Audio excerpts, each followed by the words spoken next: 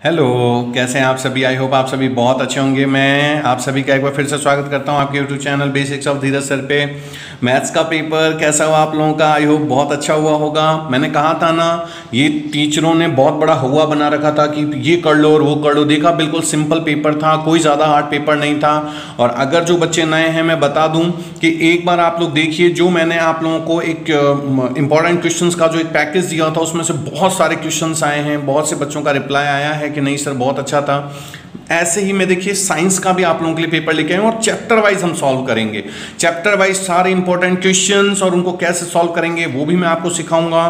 तो वीडियो के लास्ट तक बने रहें। और अभी भी अगर आपने आपके इस चैनल को लाइक और सब्सक्राइब नहीं किया है तो जल्दी से नीचे दिए गए लाल बटन को क्लिक करके इसको सब्सक्राइब कर लें, क्योंकि ये जब तक आप कंपटीशन एग्जाम देंगे तब तक ये चैनल आपके काम आने वाला है। और अगर अच्छा नहीं लगे तो अनसब्सक्राइब कर दीजिएगा, ठीक है। चलिए शुरू करते हैं। सबसे पहले देखिए चैप्टर नंबर 4 जो है आपका कार्बन एंड इट्स कंपाउंड। इसमें हम देखिए सबसे पहले जो इंपॉर्टेंट क्वेश्चंस आपके बन रहे हैं वो फर्स्ट बन रहा है, व्हाट आर होमोलोगस सीरीज। तो होमोलोगस सीरीज क्या है, तो ये आपको आना चाहिए, नहीं आता तो मैं बता दूं। Homologous series are the series और a compound in which the hydrogen is substituted with a same functional group. Hydrogen क्या होता है? सब्स्टिट्यूटेड हो जाता है with a same functional group. For example देखिए, जैसे ये मैंने लिखा CH3OH, ठीक है। अब देखिए इसमें जो हाइड्रोजन गया उसकी जगह क्या गया? OH, alcohol group. सेम ऐसे देखिए C2H5OH, मतलब इनमें सभी में OH OH कॉमन आएगा, तो ये क्या हो गया आपका होमोलोगस सीरीज। होमोलोगस क्यों होगी? क्योंकि फंक्शनल ग्रुप्स आर सेम, ठीक है। तो ये थी डेफिनेशन होमोलोगस सीरीज की और ये उसके कुछ एग्जांपल्स थे। अब देखिए अगला, अब जैसे इसमें दिया है देखिए, from given example find the homologous series and name them. अब इसमें से हमें होमोलोगस सीरीज ढूंढनी है और उनका नाम भी देना है कि कौन सी है। तो आप लोगों के लिए इसके लिए देखिए सबसे जो इंपॉर्टेंट चीज है वो है एल्केन। ये जो मैं बता रहा हूं आंसर फर्स्ट का, देखिए ये आपको बना लेना है। जैसे आप एल्केन, फिर एल्कीन और एल्काइन, इनके फॉर्मूले आप लिख लीजिए। देखिए CnH2n+2 होता है। एल्किन का क्या होता है? CnH2n होता है। और ये CnH2n-2 होता है। ये बहुत काम आने वाला है। इन फॉर्मूले में कैसे रखेंगे देखिए, अब जैसे C5 है तो अब आप क्या करेंगे, एक बार 5 रख के देख लीजिए। यहाँ पर जैसे आप यहाँ पर 5 रखेंगे तो देखिए 5 और H × 5+2, तो कितना हो गया ये? 5 2 = 12 और +2, तो ये तो कितना हो गया? C5H14। तो ये तो इसमें नहीं है, मतलब एल्केन ग्रुप में तो नहीं है। ये चेक करने के लिए मैं बता रहा हूँ आपको ना, कौन कौन से ग्रुप में है। तो ये तो नहीं है। अब हम इसमें रख के देखेंगे C5 और देखिए 5 2 = 10। तो ये देख एक बार करके दिखा देता हूँ आपको। देखिए 2 × 5 तो C5H10। तो ये कौन से ग्रुप में आ गया? एल्कीन।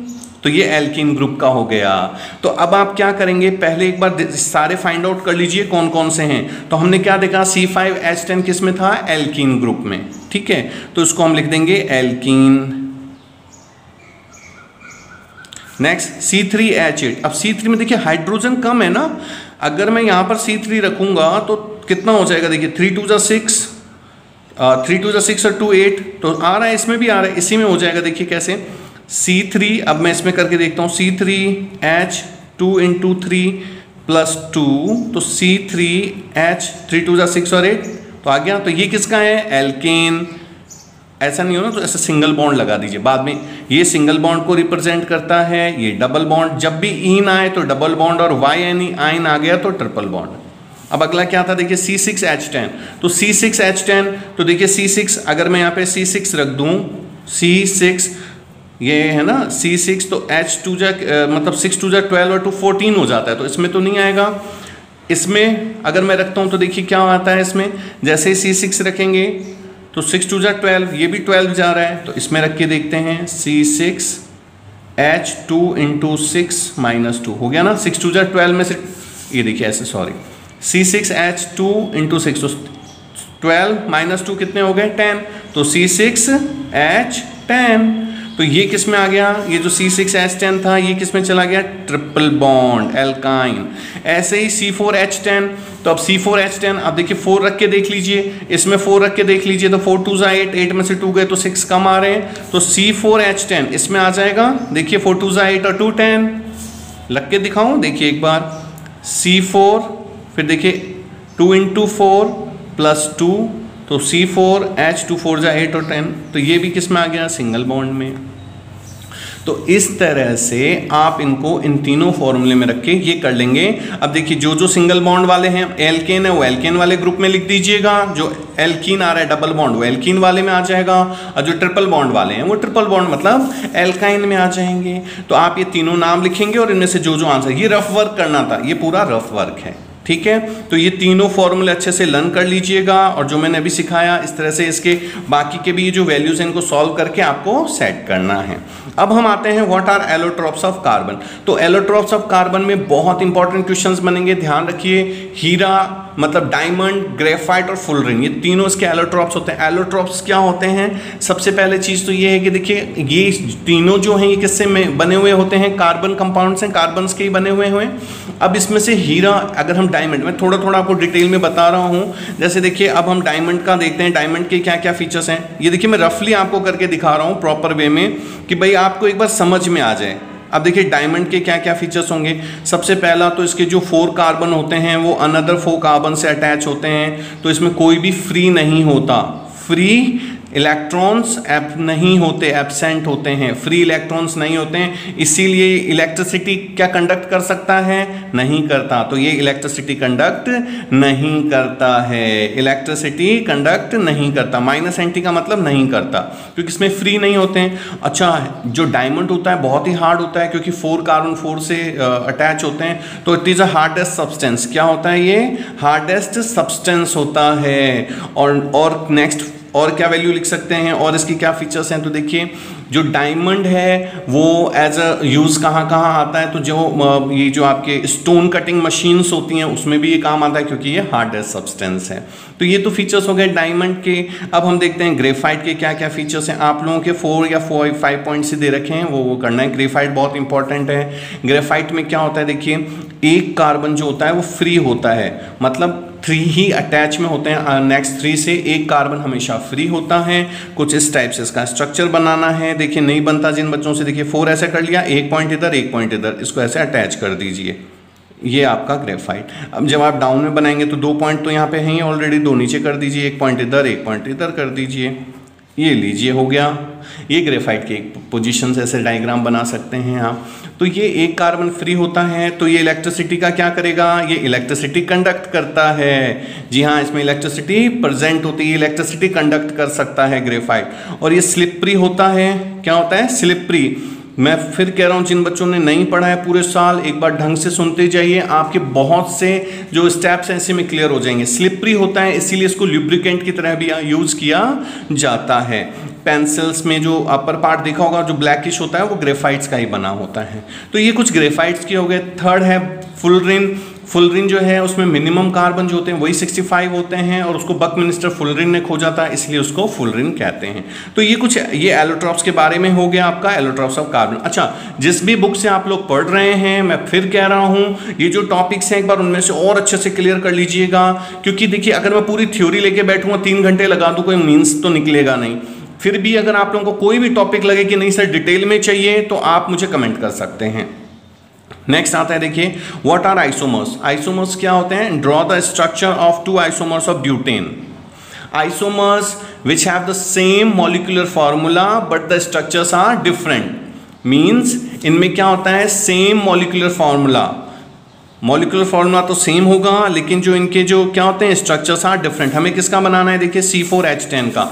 C4H10 के देखिए कितने पॉसिबल है, 1 2 3 4, एक तो ये पॉसिबल हो गया। अच्छा, हाइड्रोजन की बैलेंसिंग तो कर लेंगे ना, जैसे एक है तो इसको कितने हाइड्रोजन चाहिए, 3।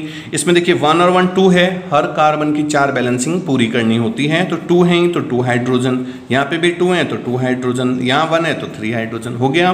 तो एक तो ये पॉसिबल है। दूसरा इसका कौन सा पॉसिबल है, देखिए दिस वन, भाई यहाँ पर आ जाएगा कार्बन। अब यही दो पॉसिबल हैं, इसके बाद अगर आपको कोई और पॉसिबल लगता है तो मुझे बता सकते हैं आप। क्यों? क्योंकि देखिए अब मैं एक बार ये दो इसके आइसोमर्स हो गए। अब मैं एक बार चेक करता हूँ। कई बच्चे क्या करते हैं, सर ये बनाया हमने और इसमें हम क्या कर सकते हैं, यहाँ पे ये भी तो हो गया। लेकिन जब आप इसको काउंट करते हैं तो IUPAC में काउंटिंग कैसी होती है कि वहाँ से काउंटिंग शुरू करते हैं जहाँ से लॉन्गेस्ट चेन बने। तो देखिए 1 2 3 4, भाई जब आप चेन बनाएंगे तो ऐसे ही तो बनाएंगे आप, 1 2 3 4, या तो उसको इधर लगा दीजिए तो भी 1 2 3 4 आएंगे तो 4, तो ये तो 4 का तो ऑलरेडी बन रहा है ना, 1 2 3 4। तो इसलिए ये पॉसिबल नहीं है, इसके ओनली ये दो ही आइसोमर्स पॉसिबल्स हैं। अब अगला देखिए, इसके बाद जो नेक्स्ट आता है, draw the electron dot structure of C2H6। जिन बच्चों ने नहीं पढ़ा है पूरे साल, ये दोनों तीनों क्वेश्चन अच्छे से कर लीजिएगा, बहुत इंपॉर्टेंट क्वेश्चंस हैं। अब ये इलेक्ट्रॉन डॉट स्ट्रक्चर्स कैसे बनाते हैं वो भी मैं आपको सिखा देता हूँ। देखिए इलेक्ट्रॉन डॉट स्ट्रक्चर्स के लिए बहुत सिंपल सा है। जैसे हम पहले C2H6, पहले हम किसका बना रहे हैं, फर्स्ट देखिए C2H6, कार्बन कितने हैं 2, तो ये 2 कार्बन बना दीजिए। अब पहले इनके है ना, आप है ना एक इलेक्ट्रॉनिक कॉन्फ़िगरेशन लिख लीजिए। जैसे कार्बन का इलेक्ट्रॉन कॉन्फ़िगरेशन क्या होता है, देखिए कितने नंबर पे आता है, 6 पे ना, तो पहले में तो 2 चले गए, देन आउटर में क्या है 4, हाइड्रोजन का क्या है 1, तो इसके आउटर मोस्ट में भी कितने हैं 1, तो ये हो गया इसका इलेक्ट्रॉनिक कॉन्फ़िगरेशन। अब सारी कहानी इस पर डिपेंड करती है इनके आउटर मोस्ट में। अब इस कार्बन के पास कितने हैं, देखिए 4 हैं, और इस कार्बन के पास भी कितने हैं 4। तो इलेक्ट्रॉन डॉट स्ट्रक्चर्स कैसे बनता है वो देखिए। जैसे आप सबसे पहले क्या करेंगे, इनके ये जो आउटर मोस्ट में वो इलेक्ट्रॉन, जैसे 1 2 3 4, ये दिखा दिया मैंने, इसका भी 1 2 3 4। अब देखिए इसमें आपको वैसे ही दिख रहा होगा C2H6, हाइड्रोजन कितने लेने हैं मुझे, 6 लेने हैं ना। तो जब हाइड्रोजन मुझे 6 लेने हैं तो बहुत सिंपल सी चीज़ है कि मुझे कितने चाहिए होंगे, 6 हाइड्रोजन है तो 3 और 3 लगेंगे इधर। तो हाइड्रोजन जब 3 चाहिए तो आप क्या 6 हैं तो कैसे करेंगे, देखिए हाइड्रोजन का आउटर मोस्ट में कितने होते हैं 1, तो देखिए ये रहा हाइड्रोजन लगा, इसको मैं राउंड से दिखा रहा हूँ, ये हाइड्रोजन राउंड और ये हाइड्रोजन भी राउंड से बना दिया मैंने। अब देखिए, अब इस साइड भी देखिए, ये हाइड्रोजन, इसका ये इलेक्ट्रॉन, इस हाइड्रोजन का ये इलेक्ट्रॉन और इस हाइड्रोजन का ये इलेक्ट्रॉन, 1 1 कर दिया। अब देखिए हाइड्रोजन के आउटर मोस्ट में कितने होने चाहिए 2, क्योंकि नियरेस्ट जो उसकी है वो किस में हो सकता है 2। तो ये देखिए ये 2 के साथ इसने क्या किया, ये शेयरिंग कर ली, 1 1 का शेयरिंग हो गया, और ये हाइड्रोजन है 2 2 की शेयरिंग, इसमें भी ये दोनों की शेयरिंग हो गई। अब इधर भी देखिए ये हाइड्रोजन का और ये कार्बन का शेयरिंग हो रही है, ये देखिए शेयरिंग हो गई। तो हाइड्रोजन के तो पूरे हो गए ना, हाइड्रोजन को 2 2 चाहिए थे, पूरे हो गए। लेकिन ध्यान रखिए जो शेयर होते हैं, जैसे आप आपके किसी बिजनेस में पैसा लगाएंगे अपने पार्टनर के साथ, तो दोनों का उस पर दोनों का ही रहता है ना उसमें। तो वैसे इस ये जो दोनों इलेक्ट्रॉन है इस पर दोनों का ही इफेक्ट आता है, मतलब ये दोनों के काम आता है। अब देखिए इस कार्बन को पूरा करने के लिए कितना चाहिए 8, क्योंकि इसका जब आप देखेंगे इलेक्ट्रॉन डॉट स्ट्रक्चर तो 4 है तो उसको और 4 चाहिए। तो देखिए यहाँ कितने हो गए 8 करने के लिए, देखिए 1 2 3 4 5 6 7 ही है, एक और चाहिए। तो देखिए एक एक जो है ना इन दोनों के बीच में भी ये रह गया है, तो इन दोनों में भी ये शेयरिंग कर लेते हैं ऐसे। अब जब ये शेयरिंग हो गई तो उसके बाद वाला जो स्ट्रक्चर है उसको मैं आपको दिखाता हूँ। देखिए अब आप कैसे क्लियर करेंगे वो देखिए। पहले मैं इस कार्बन के पूरे बताता हूँ। तो देखिए ये 2 ये 2 और ये ऐसे आकर के ये हो गया 8 पूरा, मतलब जिस जिस पे इसने शेयरिंग करी उन सबको टोटल करके 8 कंप्लीट हो गया।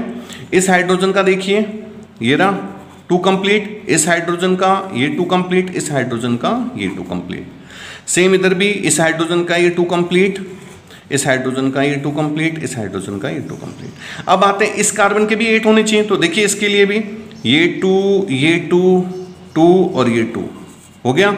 तो इस तरह से इनके बीच में देखिए, अच्छा जब एक एक इलेक्ट्रॉन की शेयरिंग करेंगे तो ऐसा सिंगल बॉन्ड बनाना है, ठीक है। तो ये सिंगल बॉन्ड और ये 1 2 3 हाइड्रोजन इधर सिंगल बॉन्ड, 1 2 3 इधर भी हाइड्रोजन सिंगल बॉन्ड, ये बन गया आपका इलेक्ट्रॉन डॉट स्ट्रक्चर, ठीक है। तो ये तो C2H6 का था। अब इसके बाद किसका है CO2 का।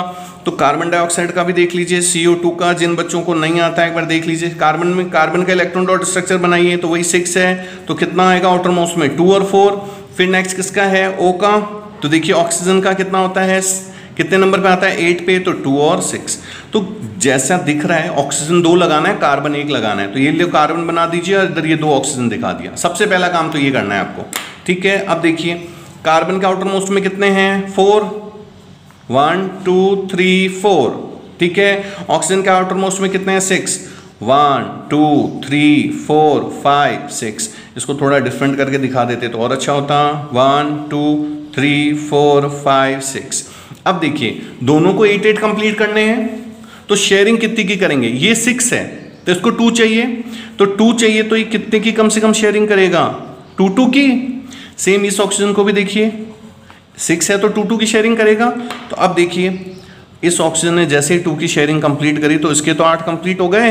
ये बोला भैया मेरा तो हो गया काम। सेम देखो इधर ये ऑक्सीजन, इसका भी हो गया काम पूरा। तो इस कार्बन के साथ ये डबल बॉन्ड O और ये डबल बॉन्ड O, लेकिन इस कार्बन का तो हमने किया ही नहीं। तो कार्बन का देखिए, ये देखिए 4 और 4 शेयरिंग इसने भी तो डाला है, तो ये कहाँ पीछे रहने वाला है? ये लीजिए, ये भी हो गया कंप्लीट। तो ये आ गया electron dot structure of CO2। तो इसी तरह से आप इलेक्ट्रॉन डॉट स्ट्रक्चर्स बना सकते हैं। तो ये इलेक्ट्रॉन डॉट स्ट्रक्चर, और ये था चैप्टर नंबर 4। अब आते हैं हम चैप्टर नंबर 5 में। चैप्टर नंबर 5 क्या है? देखिए इसमें ये कह रहा है what do you know about the Dobereiner triads. Dobereiner triads से आप क्या समझते हैं? तो जब डोबेरॉयनर ट्राइड्स आपने पढ़ा होगा तो आपको पता होगा डोबेरॉयनर जो साइंटिस्ट थे उन्होंने 3-3 के ग्रुप्स बनाए थे। 3-3 के ग्रुप्स बनाए थे ना, जिनमें से एक एग्जाम्पल मैं आपको बता देता हूँ। देखिए जैसे क्लोरीन, ब्रोमीन और आयोडीन। और क्या थ्योरी दी थी? According to the Dobereiner triads the first and the third atom's molecular mass is average to the middle one. That means कि जो फर्स्ट और लास्ट का जो एटॉमिक मास है अगर उसका हम एवरेज करते हैं तो it is equals to the middle one. ये उसमें से एक एग्जांपल है, जैसे क्लोरीन, ब्रोमीन और आयोडीन का। तो ये था ट्राइड। और ऑक्टेव लॉ क्या था? ऑक्टेव न्यूलैंड ने दिया था ना। न्यूलैंड ने क्या दिया था? जैसे इन्होंने 3-3 के ग्रुप्स बनाए हैं, उन्होंने 8-8 के ग्रुप्स बनाए थे और उनको उन्होंने हिंदी म्यूजिक सॉन्ग सा रे गा मा पा दा नी सा से समझाया था कि जैसे 8th वन जो होता है वो फर्स्ट वन का रिपीट होता है। सेम ऑक्टेव लॉ में इन्होंने बताया था कि जो फर्स्ट जो एलिमेंट जो एटम आएगा वो 8 के साथ सेम करैक्टर दिखाएगा। लेकिन ये दोनों ही फेल हो गए थे, इनके कई सारे रीजंस थे। तो ये रीजन लॉ क्यों फेल हो गए? तो वही देखिए, क्योंकि इन्होंने जैसे न्यूलैंड का ऑक्टेव था, बाद में ये आगे के जो एटम्स थे उस पर ये चीज़ें क्लियर ही नहीं हुई। उन्होंने कई सारे जो एटम्स थे उनको फॉल्स सिचुएशंस में रख दिया, तो ये दोनों ही लॉ फेल हो गए थे। तो इनके जो फेलियर्स के जो फीचर्स थे वो आपको एक बार और लर्न कर लेना है अच्छे से। नेक्स्ट देखिए, differentiate between the Mendeleev's periodic table and modern periodic table on the behalf of, किस किस के बिहाफ पे करना है? जैसे आइसोटोप, तो आप देखेंगे कि आइसोटोप के बिहाफ पे मेंडलीव्स ने क्या किया और मॉडर्न पीरियोडिक टेबल में क्या है। एटॉमिक नंबर में दोनों में क्या डिफरेंस है? जैसे मेंडलीव ने जो आप देखेंगे इसने एटॉमिक मास पे दिया था, जबकि मॉडर्न पीरियोडिक टेबल जो है वो किस पे बेस्ड है? एटॉमिक नंबर पे। ठीक है, फिर ऐसे ही प्रिडिक्टेड एलिमेंट, ये बहुत इंपॉर्टेंट है, ध्यान रखिएगा। ये मेंडलीव ने प्रिडिक्टेड एलिमेंट्स दिए थे, मींस इन्होंने कुछ स्पेस गैप छोड़ दिया था कि नियर फ्यूचर में ये जब डिस्कवर्ड होंगे तो इनके लिए पहले से ही गैप मौजूद थे। ये मेंडलीव ने दिया था, जैसे गैलियम, सीजियम, सीनियम, ये 2-3 एग्जाम्पल्स थे। ये बहुत अच्छे से करने हैं आपको। और ये जो क्वेश्चन है ये आपको मॉडर्न पीरियोडिक टेबल और मॉडर्न ये जो है मेंडलीव्स लॉ, और ये दोनों ही बहुत अच्छे से तैयार करने हैं। इनके आंसर बहुत से डिटेल्स में अगर आपको चाहिए तो आप मुझे कमेंट कर दीजिएगा, मैं PDF फाइल आपको प्रोवाइड करा दूंगा, क्योंकि लॉन्ग आंसर्स हैं, इसको तो आपको लर्न करना पड़ेगा। नेक्स्ट देखिए, डिफरेंशिएट बिटवीन द मेंडलीव, ये हो गया। नेक्स्ट ये वाला जो क्वेश्चन है इसमें गौर से देखिए, इन्होंने हमें AD2 फर्स्ट, सेकंड, 13, 14, 15, 16, 17, 18। अच्छा, जिन भी टॉपिक्स में आपको दिक्कत हो, जैसे आपको ये एटॉमिक नंबर नहीं आ रहा समझ में, बस आप atomic number by basics of Dheeraj sir, अपने चैनल का नाम है बेसिक्स ऑफ धीरज सर, जो भी टॉपिक नहीं आ रहा आप आगे डालिएगा, वो टॉपिक आएगा। और इतने इजी वे में मैंने समझाया है कि आप एक ही बार में लर्न कर सकते हैं उसको। अब देखिए इस क्वेश्चन से रिलेटेड क्या क्या पूछा है उन्होंने। जैसे इसमें फर्स्ट ये पूछा है, देखिए यहाँ पर इन्होंने पूछा था select the letter which represent an alkyl metal. देखिए मैंने आंसर्स भी आप लोगों के लिए यहाँ पे मेंशन कर दिया है। तो एक हम दो क्वेश्चन एक साथ देख लेते हैं, जैसे एल्काइल मेटल और एक है हैलोजन ग्रुप। तो एल्काइल मेटल देखिए, जैसे आपको पता एल्काइल मेटल्स आप देखेंगे तो फर्स्ट ग्रुप में ये डाउन में जो होता है इसको एल्काइल मेटल्स कहते हैं। ठीक है, और ये हैलोजन ग्रुप 17 वाला जो है वो हैलोजन ग्रुप होता है ना। हैलोजन ग्रुप अगर आपने नाम लर्न कर रखा होगा तो आपको फिरकल है ना, फ्लोरीन, क्लोरीन, ब्रोमीन, आयोडीन वाला, ये बहुत अच्छी भाषा में मैंने लर्न करवाया है आपको बहुत इजीली, ये जरूर लर्न कीजिएगा, ये 3 to 4 मार्क्स का क्वेश्चन आएगा। तो ये ग्रुप 17 से आ गया। इसके बाद नेक्स्ट क्वेश्चन क्या है, नोबल गैसेस, कि select the letter which represent the noble gas. इसमें से नोबल गैस कौन सी होती है, तो आपको पता होना चाहिए, जो लास्ट 18 है ये किसको रिप्रेजेंट करता है, नोबल गैस को। और देखिए इसका मैंने हिंट बनाया हुआ आपको भी बताता हूं, जैसे हीना, नीना और करीना, है ना, वैसे ऐसे मतलब ऐसे वर्ड्स है ना, आप एक बार पढ़ेंगे तो आ जाएगा आपको, तो आप है ना वहां से अच्छे से लर्न कर सकते हैं। तो ये आपका नोबल गैसेस का हो गया। फिर what type of bond is formed between A and E, A and E में कौन से टाइप का बॉन्ड फॉर्म होगा, तो ए आप देखेंगे Na, और ये जो होता है ए और ई कौन सा आ गया था हमारे पास, जैसे क्लोरीन है Cl-1 वाले ही तो हैं, तो इनमें कौन सा होता है, आयोनिक, क्योंकि +1 और माइनस, तो प्लस माइनस में आयोनिक कंपाउंड्स हो जाएंगे। और नेक्स्ट इन्होंने पूछा है डी और ई, तो डी और ई में जब आप ग्रुप में लर्न करेंगे, इनके देखेंगे तो आपको पता चलेगा कि इसमें आप कौन सा बनाएंगे। इसमें देखिए सिंपल सा है, अगर वो चार्ज है अगर आपको पता चल जाएगा, तो अगर वो इलेक्ट्रॉन्स का क्या कर रहे हैं, एक दूसरे को इलेक्ट्रॉन्स अगर दे रहे हैं, कोई 1 इलेक्ट्रॉन अगर दे दिया, 1 इलेक्ट्रॉन ले रहा है, तो आयनिक कंपाउंड्स हो जाएगा। और शेयरिंग कर रहे हैं, जैसे इलेक्ट्रॉन डॉट बनाया तो वो कोवेलेंट बॉन्ड बन जाएगा। तो इस तरह से आपका ये क्वेश्चंस आएंगे, और इनके आंसर्स भी मैंने मेंशन कर रखे हैं, यहाँ पर आप इनके आंसर्स भी देख सकते हैं। तो ये कुछ क्वेश्चंस थे जो बहुत इंपॉर्टेंट हैं चैप्टर 5 से रिलेटेड। अच्छा, इसमें आपको एक काम और करना है, वो काम क्या करना है, देखिए कि ये जो मैंने टेबल बताई है अच्छे से लर्न करना है, इससे रिलेटेड आपको कई तरह के क्वेश्चंस पूछे जा सकते हैं। देखिए मैंने एक ये फॉर्मेट बनाया है, जैसे इसमें ये पूछा था ना ABCD, ऐसे ही हमेशा ध्यान रखिए जब भी आप लेफ्ट टू राइट जा रहे हैं तो एटॉमिक साइज डिक्रीज होगी, मतलब एटॉमिक साइज छोटी होती चली जाएगी। तो अगर आपको इसी क्वेश्चन में अगर दे देता कि किसकी एटॉमिक साइज डिक्रीज हो रही है, कौन सा साइज में बड़ा है, कौन सा छोटा है, तो आप इस तरह से निकाल सकते हैं। ऐसे ही जब आप लेफ्ट में रहते हैं तो मेटल कैरेक्टर्स वहाँ होते हैं, राइट में जैसे जैसे चले जाएंगे लास्ट में नॉन मेटल आएगा, और इन दोनों के बीच में मेटेलॉइड्स आते हैं, ऐसे जिगजैग फॉर्म में। नॉन मेटल इलेक्ट्रोनेगेटिव को दिखाता है, तो ध्यान रखिए राइट साइड में इलेक्ट्रोनेगेटिव ज़्यादा होते हैं। ये 2-3 पॉइंट्स हैं जिन पे कई तरह के क्वेश्चंस बन सकते हैं, तो मैंने इसलिए इनको एरो में दिखा दिया कि आप याद कर सकें। फिर देखिए अप टू डाउन जैसे ही जाएंगे तो एटॉमिक साइज क्या होती है, इंक्रीज होती चली जाती है। तो जब साइज इंक्रीज होगी तो उसमें से इलेक्ट्रॉन निकालना इजी होगा या हार्ड, बिल्कुल इजी होगा, क्योंकि जैसे जैसे गैप बड़ा होता चला जाएगा तो उनका अट्रैक्शन ऑफ फोर्स कम होता है, उसको इजीली हम हटा सकते हैं। अब हम आते हैं हमारे बायो वाले चैप्टर पे। ये 8th और 9th ये दोनों चैप्टर मिला के आपके टोटल कितने मार्क्स का है, 13 मार्क्स का, तो इसको अच्छे से करना है आपको। अब देखिए इसमें क्वेश्चंस कैसे आ सकते हैं आपके, जैसे इस टाइप से क्वेश्चंस आएंगे आपके। There are 4 tiny organism PQRS, 4 organism है PQRS। The P is a parasite protozoan, parasite protozoan है which cause काला अजर a single celled animal caused malaria R। पहले तो ये देखिए ये क्या कर रहा है, काला अजर, तो काला अजर कौन सा करता है, याद है जब आप how do organism reproduce asexual reproduction में जाएंगे तो लेशमानिया याद कीजिए, लेशमानिया, ठीक है ना। नेक्स्ट देखिए फिर आता है Q is a single celled animal cause malaria R, और Q जो है वो मलेरिया करता है। मलेरिया कौन करता है, सिंगल सेल्ड एनिमल, याद कीजिए प्लाज्मोडियम, ठीक है। फिर देखिए R is a single celled animal, it can change shape of its body, और ये जो R है ये अपनी बॉडी का शेप भी चेंज कर सकता है। बॉडी का शेप कौन चेंज कर सकता है, जब आप पढ़ेंगे तो अमीबा है ना। और ऐसे ही S is a slipper shape and hair all around its body, और जितने भी आपने उसमें पढ़े तो उसमें हेयर ऑल अराउंड बॉडी किसके थे, पैरामीशियम के। तो इस तरह से पहले तो ये आइडेंटिफाई कर लीजिए। अब देखिए क्वेश्चन क्या पूछ रहे हैं आपसे, जैसे नेम ऑर्गेनिज्म PQRS, तो अभी हमने बताया P क्या था, लेशमानिया, Q क्या था आपके पास, प्लाज्मोडियम। Q ये देखिए मैंने सबके आंसर्स भी यहाँ पे मेंशन कर दिए हैं, आप कंफ्यूज नहीं हो, आराम से देख लीजिए। Q क्या है, Q क्या था आपके पास, प्लाज्मोडियम, हमने देखा था ना यहाँ पे, ये मलेरिया के लिए जो single cell animal cause malaria, तो क्या था आपके पास प्लाज्मोडियम। फिर R अमीबा, और S क्या था आपके पास, पैरामीशियम, क्योंकि हेयर लाइक स्ट्रक्चर्स पैरामीशियम पे होते हैं, तो ये PQRS हो गया। अब ये कह रहा है नेम, एक सेकंड वाला देखिए, right characteristics features of P क्या था हमारे पास, लेशमानिया, तो लेशमानिया में फ्लैजिला प्रेजेंट होता है, ये इसका एक फीचर हो गया।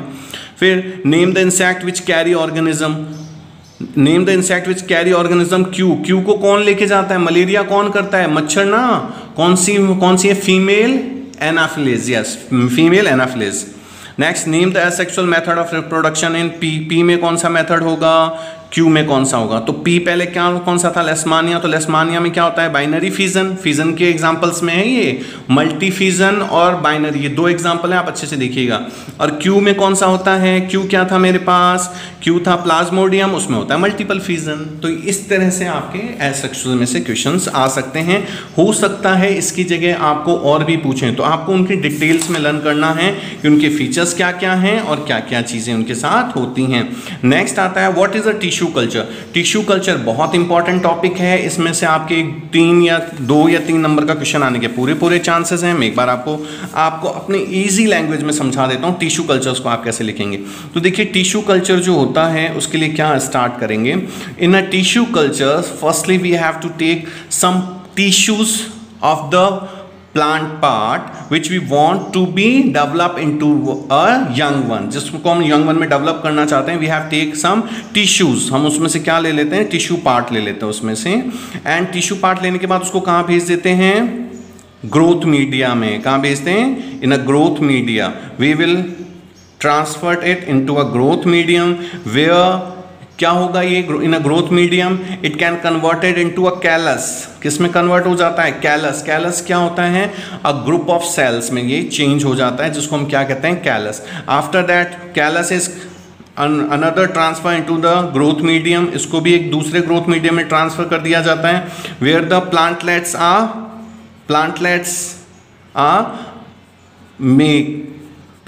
आर मेड, वहाँ पे प्लांटलेट्स बनेंगे। ये जो प्लांटलेट्स हैं फिर इनको जैसे ही हमने ग्रोथ मीडिया में डाला, वापस से ग्रोथ मीडिया में, after some time they were converted into the plants, small plants. फिर ये जो स्मॉल प्लांट्स बन गए वी हैव, कहाँ भेज देते हैं इनको, नर्सरीज में। तो ये एक टिश्यू कल्चर्स है जिसमें देखिए फर्स्टली हमने क्या लिया, टिश्यू पार्ट लिया, फिर ग्रोथ मीडिया में डाल दो, it is converted into the callus, these callus transfer into the another growth media where the plantlets, these callus are converted into the plantlets, these plantlets are another transfer into the growth media where the small plants are developed and these small plants are now transferred to the nurseries। तो ये बड़े level पे जब हमें कोई चीज़ develop करनी होती है तो ये टिश्यू कल्चर्स का हम यूज़ करते हैं। फिर नेक्स्ट है with the help of diagram briefly describe the male and female reproductive system. बहुत बड़ा क्वेश्चन है, 3 to 4 मार्क्स का आने का पूरा चांसेस है, तो आप लोग बहुत अच्छे से इसको कीजिए। Male and female reproductive system मैं आपको थोड़ा सा समझाता हूँ, ये टॉपिक बहुत से बच्चों को लर्न नहीं होता है, तो आप लोगों को मैं एक बार इजी वे में समझा देता हूँ, लेकिन फिर भी एक बार आपको आपके बुक्स में से ही मैं समझा रहा हूँ, लेकिन आपको फिर भी एक बार है ना, देखिए लर्न कैसे करना है वो मैं आपको बता रहा हूँ।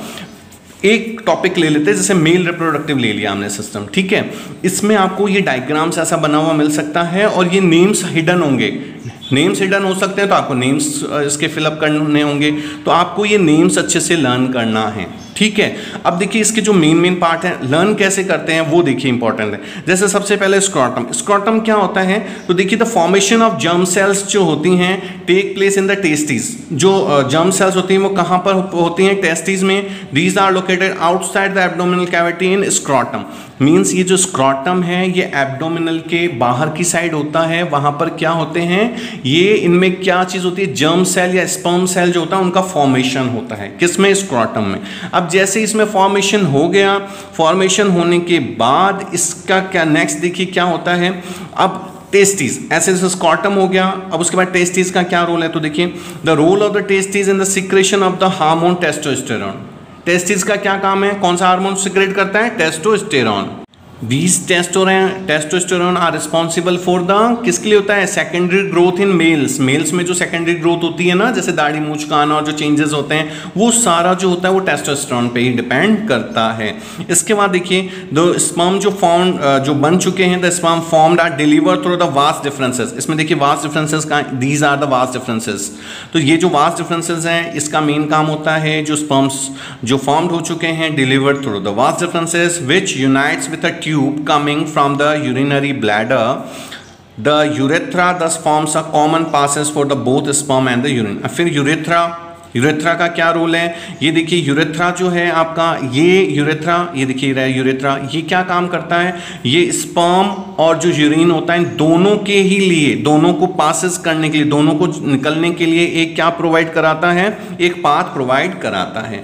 एंड देन प्रोस्टेट ग्लैंड्स आते हैं इसमें। प्रोस्टेट ग्लैंड्स का क्या काम है कि ये सीक्रेट करते हैं, these are the seminal vesicles at their secretion so that the sperms are now in a fluid, मतलब ये एक secretions करते हैं जिससे fluidy medium बना रहता है, which makes their transport easier and thus fluid also provide nutrition। ये sperm को nutritions भी देता है प्लस ये उसके flow होने को भी पर्टिकुलर वे में करता है। तो द स्पर्म्स आर, फिर स्पर्म्स में आ जाते हैं। स्पर्म्स क्या होते हैं, द टाइनी बॉडीज होते हैं, उनमें क्या क्या हो दिखा है आपने, इनमें जेनेटिक मटेरियल्स होते हैं, अ लॉन्ग टेल होता है that helps them to move towards the female germ cells. तो इसमें हमने जो पढ़ा आपको लर्न क्यों नहीं होता वो मैं बता रहा हूँ। जैसे देखिए स्क्रॉटम का क्या रोल हो गया कि जो फॉर्मेशन ऑफ जर्म सेल हो रहा है वो स्क्रॉटम में हो रहा है। फिर आफ्टर दैट टेस्टिस का क्या रोल हो गया, फिर वास्ट डिफरेंसेस का क्या रोल हो गया, फिर प्रोस्टेट ग्लैंड का क्या रोल है, फिर स्पर्म। ये पॉइंट्स आपको अच्छे से करने और डायग्राम लर्न कर लेना है।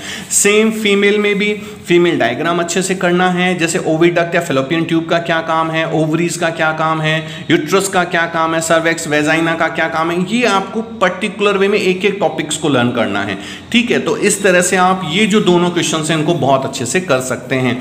तो ये क्वेश्चन हो गया जो कि इस चैप्टर का बहुत इंपॉर्टेंट क्वेश्चन है, जो आपके आने के पूरे चांसेस हैं। Next, flower diagram and reproductive parts of flowers, इसको भी हमें थोड़ा सा डिफाइन करना है। तो फ्लावर डायग्राम को आप अच्छे से देख के जाइएगा, आपकी बुक में बहुत अच्छे से ये मेंशन है।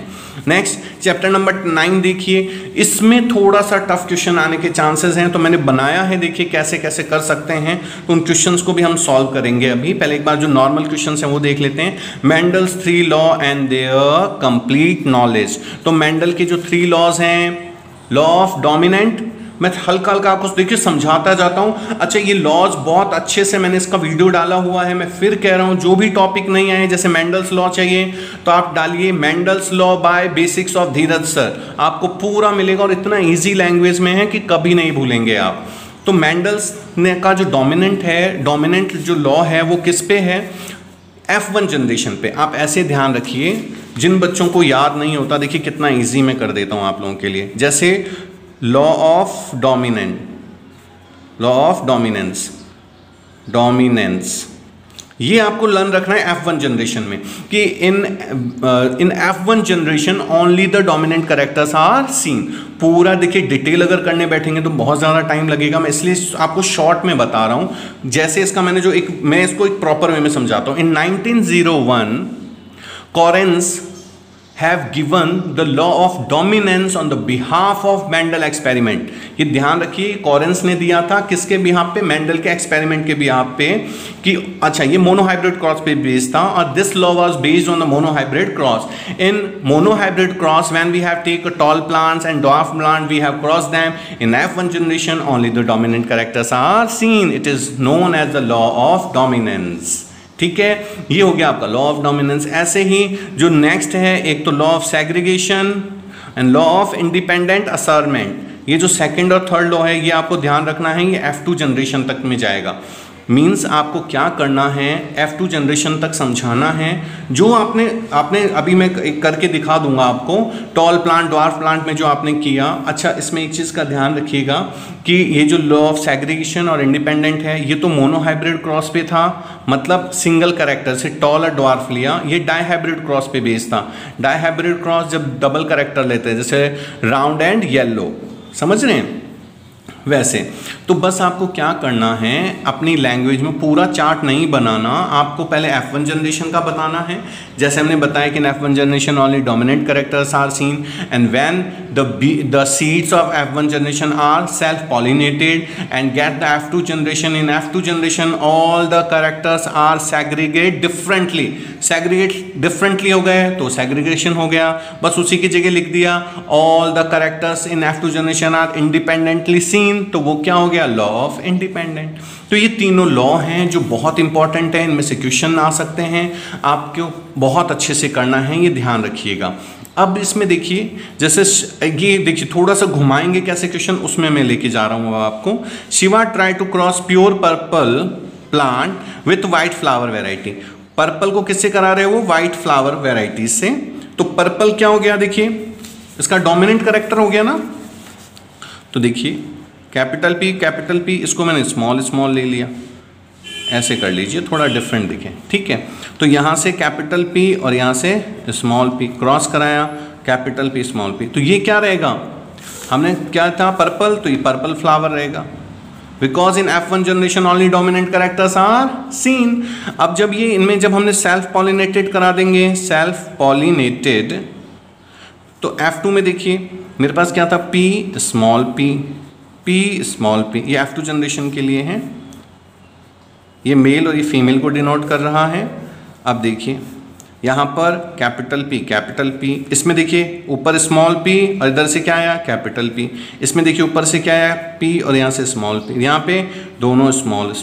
तो इसमें देखिए इसका फिनोटाइप और जीनोटाइप बहुत इंपॉर्टेंट है। फिनोटाइप मतलब जिसको आप आंखों से देख सकते हैं, लक्षण प्रारूप कहा जाता है, और जीनोटाइप जिसको आप नहीं देख सकते, ये जो जीन पे बेस्ड होते हैं, ठीक है, जीनोटाइप। तो इसमें देखिए फिनोटाइप 1 2 3, ये तीनों तो पर्पल ही रहेंगे ना, मतलब 3:1, एक वाइट हो जाएगा। लेकिन जब आप जीन में जाएंगे तो जीन देखिए कैपिटल P कितने हैं? 1, कैपिटल P स्मॉल p कितने हैं? 2, और ये कितना है? 1, तो 1 to 1 का रेशियो। अब ये क्वेश्चन हम कर सकते हैं, देखिए तो plant with white flower variety find the phenotype and genotype in F1 generation. तो F1 जनरेशन में फिनोटाइप जीनोटाइप क्या आएगा? Only dominant characters are seen. तो क्या लिखेंगे आप? फिनोटाइप जीनोटाइप क्या आएगा? Only purple flower are seen. कोई नेक्स्ट देखिए सेकंड में find the phenotype and genotype in F2 generation. तो F2 जनरेशन का ये आ गया 3:1 और 1:2:1। तो ये जो था ये क्वेश्चन जैसे ऐसे किया, मान लीजिए इसकी जगह दे दिया कि कोई डॉग है जिसमें जो है ना ब्राउन आइज जो है वो क्या है? उसका डोमिनेंट है, और जो वाइट है वो रेसेसिव है। तो इन F1 जनरेशन क्या आएगा? तो आपको बिल्कुल कंफ्यूज नहीं होना, बस इस चीज़ पे ध्यान रखिएगा, F1 जनरेशन में हमेशा डोमिनेंट कैरेक्टर्स आते हैं। अब देखिए डाइहाइब्रिड में से कैसे क्वेश्चन आ सकता है आपका। अच्छा नेक्स्ट देखिए व्हाट इज द रिजल्ट, इसका एक रह गया, shown by F1 generation. F1 generation क्या रिजल्ट दिखाता है कि इन मोनोहाइब्रिड क्रॉस और dihybrid cross in F1 generation only dominant characters are seen. Next question देखिए third, describe the sex determination in human being. तो sex determination in human being अगर आपको आता है तो वेल एंड गुड, नहीं आता तो देखिए मैं शॉर्ट में आपको समझा देता हूँ एक बार। ह्यूमन बीइंग्स में 46 होते टोटल क्रोमोसोम्स, तो 44 plus XY male and 44 plus XX female होता है। ये मेल है और ये फीमेल है। तो इसको हम जब करेंगे तो देखिए 22 plus X and 22 plus Y। Same यहाँ पर 22 प्लस, दोनों में XX है, इसीलिए कभी भी ये ध्यान रखिए फीमेल रिस्पॉन्सिबल नहीं होती कि मेल होगा या फीमेल, मेल खुद रिस्पॉन्सिबल होता है कि मेल होगा या फीमेल। अब देखिए क्रॉस करा दीजिए, एक बार इसको इसके साथ, फिर एक बार इसको इसके साथ क्रॉस, तो ये 22 कितने हो गए? 44 प्लस XX। ये भी कितना हो गया? 44 प्लस XX। अब यहाँ पर देखिए ये 22 कितना हो गया? 44 प्लस XY, और ये देखिए यहाँ पे 44 प्लस XY। तो ये 50% मेल और ये 50% फीमेल, ठीक है। तो ये आपका सेक्स डिटर्मिनेशन हो गया। अब नेक्स्ट क्वेश्चन क्या दिया है वो देखिए। अब इस नेक्स्ट क्वेश्चन में आते हैं, देखिए a person first cross pure round yellow seed. देखिए इसको हमें स्टेप बाय स्टेप, जब भी ऐसे क्वेश्चंस आए तो आपको स्टेप बाय स्टेप चलते रहना है और फिर देखना है क्या क्या चीज़ें आ रही हैं आपके पास। तो देखिए फर्स्ट क्रॉस प्योर राउंड, तो प्योर राउंड येलो सीड है, तो हमने क्या लिया? राउंड येलो, ठीक है। और round yellow seed with pure wrinkled green, कौन सा है ये? Wrinkled green seed and found AB type seed were produce in F1। अब देखिए ये क्या बोल रहा है? F1 में AB टाइप सीड्स आए हैं, तो हमें पता है F1 में कौन से सीड्स आते हैं जो कि डोमिनेंट होते हैं। तो इसने प्योर बोला था ना, प्योर राउंड येलो है, तो दैट मीन्स ये क्या हो गया आपका? AB, क्योंकि यही तो F1 जनरेशन में जाएगा, ये कह रहे हैं ना AB type seeds are produce in F1 generation. When F1 is self crossed, two new varieties AD and CB seeds are produced। तो दो नई वेराइटीज आएंगी, वो कौन कौन सी आएंगी देखिए, AD एंड CB। तो AD, तो A तो है ही मेरे पास, मतलब एक D, A के साथ D, और एक CB तो एक C, तो मतलब AB तो इधर है और CD इधर है, समझ गए भाई। F2 जनरेशन में ये A और B तो है ही, इसमें जो दो नए आ रहे हैं मतलब वो दोनों यहाँ पे थे। अब ये क्वेश्चन क्या क्या पूछ रहा है वो देखिए, जैसे what are AB type of seed, तो AB side type of seed क्या है, राउंड येलो। देखिए राउंड येलो मैंने आंसर्स में लिख रखे हैं आपके लिए। A एंड B डोमिनेंट और रिसेसिव क्या होंगे, डोमिनेंट, क्योंकि F1 जनरेशन में यही तो सीन हो रहे हैं, यही तो दिख रहे थे हमें। फिर what are AD type of seed, अब देखिए A और D ले लीजिए, क्या हो गया, राउंड और ग्रीन, A राउंड और D ग्रीन। देखिए कितना इजी हो गया।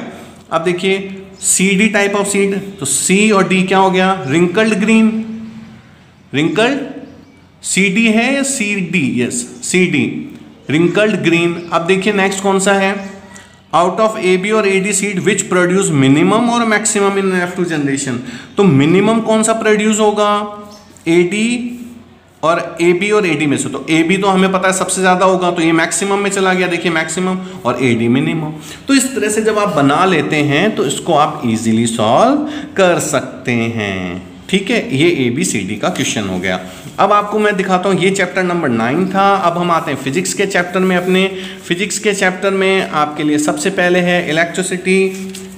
इलेक्ट्रिसिटी में से देखिए आपके पास जो डिफाइन में आएगा वो कौन कौन से क्वेश्चंस होंगे, जैसे 1 एम्पियर और 1 ओम। तो 1 एम्पियर का आपको पता ही है, जब हम 1 एम्पियर निकालते हैं तो 1 एम्पियर की डेफिनेशन हम क्या लगाते हैं, एम्पियर मतलब करंट आई को दिखाता है, तो 1Q/1T, मतलब 1 कूलाम जब 1 सेकंड तक जाएगा तो 1 एम्पियर के इक्वल होता है। और जब 1 ओम है, ओम वाले में से डेफिनेशन आ जाएगी इसकी कि 1 ओम जब हम निकालते थे तो क्या होता था, R को रिप्रेजेंट करता है ना, तो R = VI, तो ये 1 है तो ये भी 1 रख दीजिएगा, 1 वोल्ट इन 1 सेकेंड, है ना। तो ये दोनों डेफिनेशन है, आप वहाँ बुक्स में से भी इजीली लर्न कर सकते हैं। Next, what is resistivity and how it change when. अब देखिए रेजिस्टिविटी जब वर्ड आया है तो आपको ये फॉर्मूला आना चाहिए रेजिस्टिविटी का, R = L/A, ये रेजिस्टिविटी का फॉर्मूला होता है। इसी पे पूरी कहानी है, देखते चलिए अब कैसे। अब ये जैसे जैसे बोल रहा है, देखिए इट्स लेंथ इज ट्रिपल्ड, अगर मैं लेंथ L को ट्रिपल्ड करूंगा, हाउ इट चेंज, तो रेजिस्टिविटी कितनी चेंज होगी, तो ये देखिए L के, ये जो रेजिस्टिविटी होती है वो L के साथ क्या होती है, प्रोपोर्शनल। तो जैसे ऊपर ही है ना तो प्रोपोर्शनल ही होगी ना, तो जैसे जैसे L इंक्रीज होगा वैसे वैसे R। तो ये ट्रिपल्ड है तो लेंथ भी, लेंथ ट्रिपल करेंगे तो रेजिस्टिविटी भी ट्रिपल्ड होगी, क्योंकि ये क्या है, डायरेक्टली प्रोपोर्शनल है। अब नेक्स्ट देखिए डायमीटर इज ट्रिपल्ड, डायमीटर, तो डायमीटर तो है ही नहीं इसमें, तो A जो होता है, A की वैल्यू क्या लिख सकते हैं, πd²/4 है तो ऊपर चला जाता है, ये ध्यान रखिएगा। दैट मीन्स ये जो A की वैल्यू है, A की वैल्यू आप πd²/4 रख सकते हैं। तो πd², तो D क्या है, डायमीटर। अब देखिए तो डायमीटर को अगर हम ट्रिपल्ड करेंगे तो ये अपॉन में है ना, तो ये ऐसे है 1/d², तो 1/3 का स्क्वायर कितना हो गया, 1/9, तो ये 1/9 आ जाएगा। जब ट्रिपल करेंगे तो 1/9 कैसे आया, वापस देख लीजिए। ये R के साथ क्या है, अपॉन में है ना, तो ये अपॉन में लिख दिया था, बस इतना सही है इसमें। Next, material change whose resistivity is 3 time. अगर मटेरियल में चेंज करूंगा तो मटेरियल के साथ भी डायरेक्टली प्रोपोर्शनल होता है, तो वो अगर 3 टाइम हुआ तो वो भी 3 टाइम होगा। तो एक तो रेजिस्टिविटी की डेफिनेशन अच्छा क्वेश्चन है, और इस तरह से आप लोगों को जब भी क्वेश्चन घुमाया जाता है आप लोग घूमे ना, देखिए सबसे पहले जिससे पूछ रहा है उसका फॉर्मूला लिखते हैं, फिर उसको सॉल्व कर लें। अब आते हैं हम briefly describe the Ohm's law, series combination and parallel combination.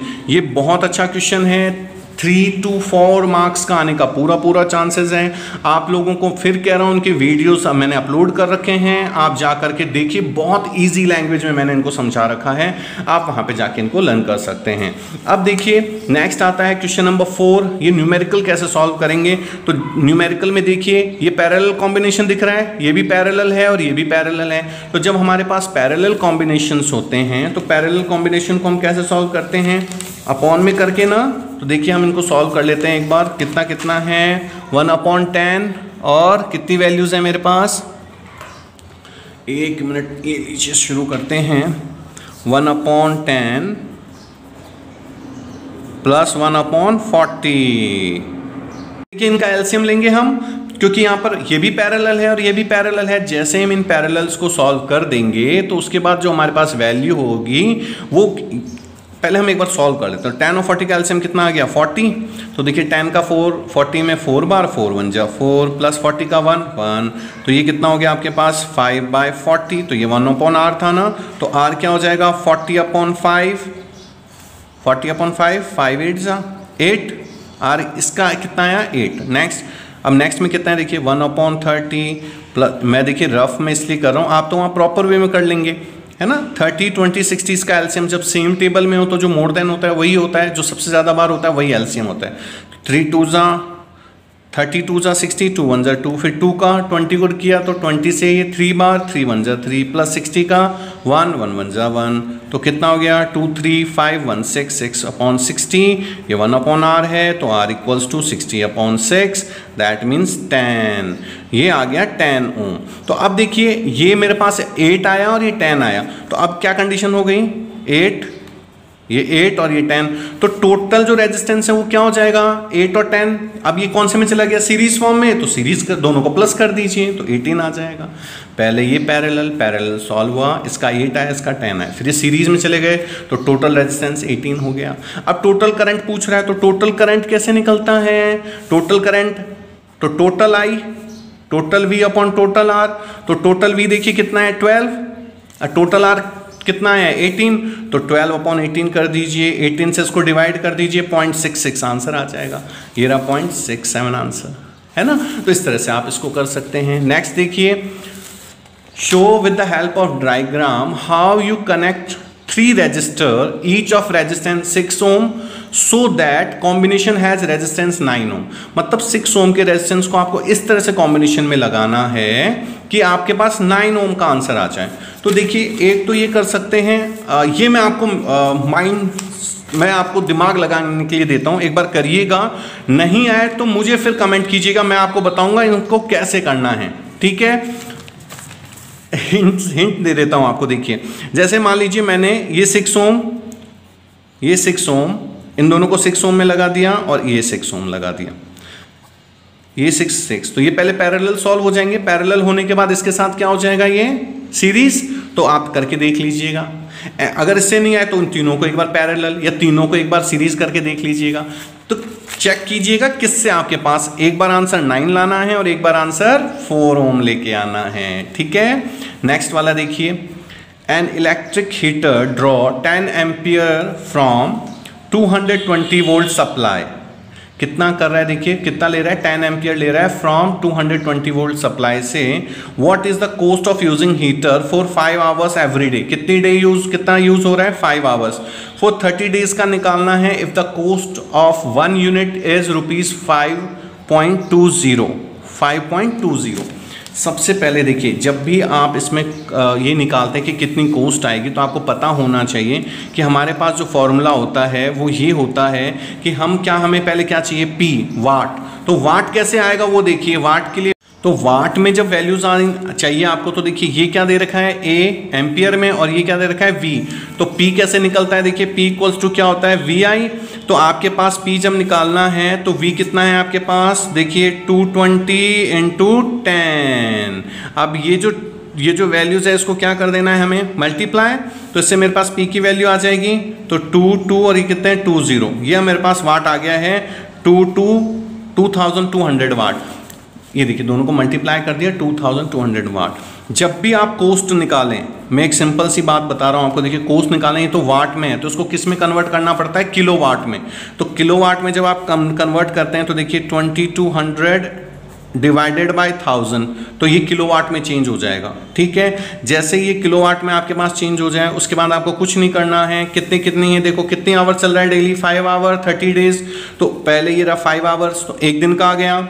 30 days से क्या, तो 30 डेज तक कितना कंज्यूम हुआ वो, फिर रेट क्या है 5.20। इन सबको मल्टीप्लाई कर दीजिएगा, आपके आंसर आना चाहिए 1716 रुपीज़, या आपके पास आंसर आ जाएगा। क्या किया देखिए, पहले मेरे पास V और I था तो पहले मैंने P निकाल दिया कि भाई पावर कितनी ले रहा है वो।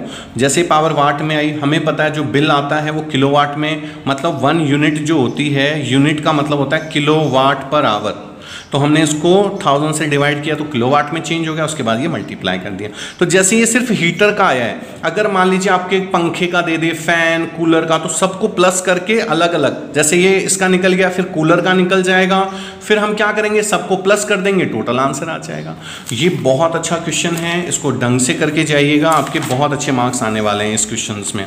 नेक्स्ट देखिए चैप्टर नंबर 13 जो है हमारा मैग्नेटिक इफेक्ट ऑफ करंट। इसमें आपके right the properties of magnetic field line. Magnetic field lines की क्या क्या होते हैं प्रॉपर्टीज, जैसे कभी भी एक दूसरे को कट नहीं करते, ठीक है ना, और मैग्नेटिक लाइंस जो होती हैं वो नियरर जो होती हैं काफ़ी क्लोज होती हैं, जैसे जैसे उनका गैप डिस्टेंस बढ़ता जाता है वो फर्दर बड़ी होती चली जाती हैं, वो सब इसमें आपको लिखना है। ये तो देखिए छोटे टॉपिक्स हैं, आप इजीली बुक्स में से भी कर सकते हैं। मैं फिर कह रहा हूँ अगर किसी टॉपिक में भी दिक्कत आए तो मुझे कमेंट कर दीजिएगा, मैं आपको PDF फाइल प्रोवाइड करवा दूंगा। Briefly describe the magnetic field lines. First है स्ट्रेट करंट कंडक्टर में और सोलेनॉइड में।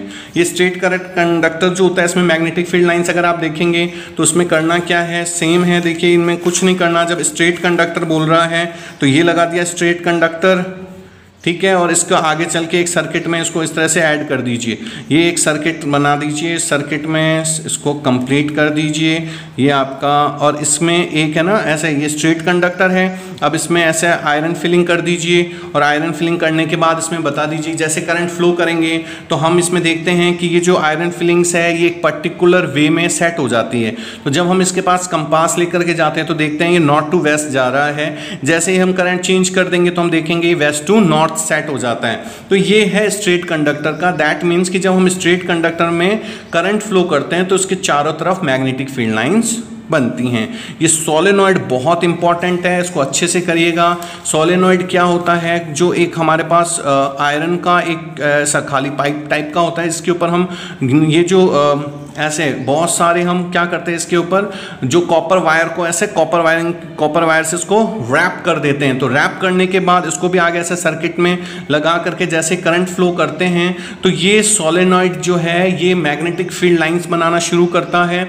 इसके अंदर छोटे छोटे आयरन के जो कोर्स होते हैं वो डाल देते हैं और वो भी कुछ टाइम बाद जो है वो मैग्नेट की तरह बिहेव करने लगते हैं। जनरली सोलेनॉइड का जो यूज़ है वो मैग्नेट्स बनाने के लिए किया जाता है। जैसे देखिए करंट फ्लो किया, मान लीजिए नॉर्थ पोल है और ये साउथ पोल में है, आपने इसके अंदर ऐसे आयरन के ये छोटे छोटे टुकड़े डाल दिए तो ये भी नॉर्थ की तरह बिहेव करने लगेगा और ये भी साउथ की तरह। तो ये सोलेनॉइड जो है इसका मेन काम होता है कि ये आपका क्या होता है, ये जो मैग्नेट्स बनाने के काम में आता है। अब ये देखिए फ्लेमिंग लेफ्ट हैंड रूल, ये बहुत इंपॉर्टेंट है, अच्छे से करना है आपको। एंड इट्स यूजेस, कहाँ कहाँ यूज होता है, जैसे देखिए a positive charge particle moving towards west, किधर मूव कर रहा है, वेस्ट में, और इट डिफ्लेक्टेड टूवर्ड्स नॉर्थ, और किधर डिफ्लेक्ट हो रहा है, नॉर्थ में, by a magnetic field. The direction of magnetic field किधर होगा, ये ऐसे टाइप के क्वेश्चंस बहुत आएंगे। तो देखिए आप कैसे करेंगे, नॉर्थ, साउथ, ईस्ट, वेस्ट। तो ये वेस्ट की तरफ जा रहा है ना, तो ये होता है हमारा लेफ्ट हैंड रूल। अब देखिए लेफ्ट रूल में ये किधर की तरफ जाना है, इसको हमें किधर की तरफ लेना है, ये वेस्ट की तरफ दिखा रहा है ना कि आपका जो वो क्या था इसमें देख लेते हैं, डिफ्लेक्टेड। देखिए अब positive charge particle moving towards waste is deflected toward north bye a magnetic field line. Magnetic field line से क्या हो रहा है, डिफ्लेक्ट हो रहा है। तो जैसे ही मैग्नेटिक फील्ड लाइन से किधर की तरफ डिफ्लेक्ट हो रहा है, ये नॉर्थ किस तरफ, तो देखिए नॉर्थ, साउथ, ईस्ट, वेस्ट। तो जैसे ही आप वेस्ट की तरफ बनाएंगे तो देखिए कुछ इस तरह से बनेगा ये, और ये जो आपका है ये किधर की तरफ दिखाएगा, इस पे जो फोर्स लगेगा, डायरेक्शन ऑफ जो मैग्नेटिक फील्ड होगी वो किधर की साइड होगी, अपवर्ड साइड। ये लेफ्ट हैंड रूल जो आपको समझाया गया होगा उसमें आप इसको सेट करेंगे तो ये ऊपर की तरफ जाएगा और इसीलिए अपवर्ड मैग्नेटिक फील्ड लगेगा, डायरेक्शन उसका अपवर्ड टाइप में होगा। Right the structure and function of electric motor. अभी RBSc वालों का भी बहुत बड़ा क्वेश्चन आया था इसमें से, और आप लोगों के लिए बहुत इंपॉर्टेंट है, मैं फिर कह रहा हूँ स्ट्रक्चर फंक्शन। तो right the structure and function of electric motor. जब आप इलेक्ट्रिक मोटर का देखेंगे तो इसमें देखिए स्ट्रक्चर फंक्शन, मैं फिर कह रहा हूँ बहुत अच्छे से मैंने इसका वीडियो बनाया हुआ है, आप एक बार जाकर देखिए, बहुत इजी वे में आपको ये लर्न हो जाएगा। अब ये था आपका मैग्नेटिक फील्ड वाला। अब देखिए नेचुरल रिसोर्सेज। नेचुरल रिसोर्सेज ये 5 नंबर का, ये 5 मार्क्स का ये चैप्टर है आपका। इसमें से फूड चेन और फूड वेव बहुत इंपॉर्टेंट है। फूड चेन और फूड वेव के अलग अलग एग्जाम्पल्स आ सकते हैं, तो ये आपको पता होना चाहिए। फूड चेन्स जैसे आप बचपन से पढ़ते आ रहे हैं। अब बहुत सारी फूड चेन जब मिक्स हो जाती हैं तो it is make a food web, वो फूड वेव बनाते हैं। सेम ऐसे ही what is a tropical level and how they depend to each other. Tropical level मतलब जैसे सबसे पहले कौन आते हैं, producer, first consumer, second consumer, तो वो किस तरह से ट्रॉपिक लेवल्स में एक दूसरे पे डिपेंड करते हैं वो आपको बताना है। पिरामिड्स जो बनते हैं ना वो पिरामिड्स के से रिलेटेड है ये, तो इसमें आपको पिरामिड्स का भी आना चाहिए। पिरामिड्स को आप कैसे डिनोट करेंगे। फिर what is the 10% law. 10% law क्या है अभी हम इसमें समझेंगे कि each and every step her trophic level में ओनली 10% ही जाता है ना, तो वो हम देखेंगे। फिर ओजोन लेयर क्या है एंड हाउ इट इज डिप्लेक्टेड, कैसे डिप्लेक्ट हो रहा है। बहुत इजी क्वेश्चन है, आपको मिल जाएगा, लेकिन उसको अच्छे से लर्न करना है। ये आपके बहुत इंपॉर्टेंट पार्ट में से है। जैसे CFC क्लोरोफ्लोरोकार्बन्स के डिप्लेक्शन के लिए बहुत इंपॉर्टेंट है कि इसका जो डिप्लेक्शन होता है वो CFC के कारण होता है, ये आपको पता होना चाहिए। और फिर इसमें से देखिए हो सकता है वो घुमा के भी क्वेश्चन दें, तो आप टॉपिक अगर आपको अच्छे से पता है तो कितने ही घुमा लें आप कर तो लेंगे। अब देखिए एनर्जी फ्लो वाला लास्ट क्वेश्चन क्या है, how much energy available for lion in the food chain comprising lion, grass, deer if 10,000 of energy available to grass. अब ग्रास है, इसमें how much energy available for lion, lion के लिए कितनी energy होगी। तो पहले देखिए क्या क्या है, लॉयन, ग्रास, डियर। कई बच्चे क्या करते हैं ऐसे कैसे लिख देते हैं, अरे पहले इसको सेट कीजिए, ग्रास, ग्रास को कौन खाएगा, डियर, और डियर को कौन खाएगा, लॉयन। यही सीक्वेंस चलेगी। इसके पास कितना है 10,000, तो इसका 10%, तो 10,000 का 10% कर दीजिए, कितना गया नेक्स्ट में 1। जैसे 10% करेंगे, देखिए जिनको नहीं आता मैं 10% निकालना सिखा देता हूँ। ये 10,000 है, ये ऐसे 10/100 कर देना, 10% आ जाएगा। 1 1 1 1 कैंसिल, कितना आ गया ये 1 2 3 1000, तो यहाँ पे आ गया 1000 जूल। फिर इसका 10% करेंगे, कुल मिला के देखिए 1 2 3 4 था तो 3 0 रह गया ना, एक 0 कम करते चले जाइए। नेक्स्ट 1 2 2 तो 100 जूल अवेलेबल होगा लॉयन के लिए। तो इस तरह से ये मैंने आपके लिए इंपॉर्टेंट क्वेश्चन चैप्टर्स वाइज बनाए हैं। और मैं फिर कह रहा हूँ ज़्यादा आप लोग परेशान ना हों, अपने जो भी टॉपिक पढ़ा है उसको अच्छे से ही रिवाइज कीजिए, इन क्वेश्चंस को देख के जाइएगा। देखिए मैंने मैथ्स में भी कहा था और मैं फिर कह रहा हूँ बहुत अच्छा पेपर आएगा, आप लोग ज़्यादा परेशान ना हों, बस अपनी स्टडीज़ पे ध्यान दें। और कोई भी दिक्कत होती है तो मुझे कमेंट करें, और अगर वीडियो अच्छी लगी हो तो लाइक सब्सक्राइब ज़रूर करें। मैं और भी नए वीडियोज़ के साथ आप लोगों से मिलता रहूँगा। Thank you so much.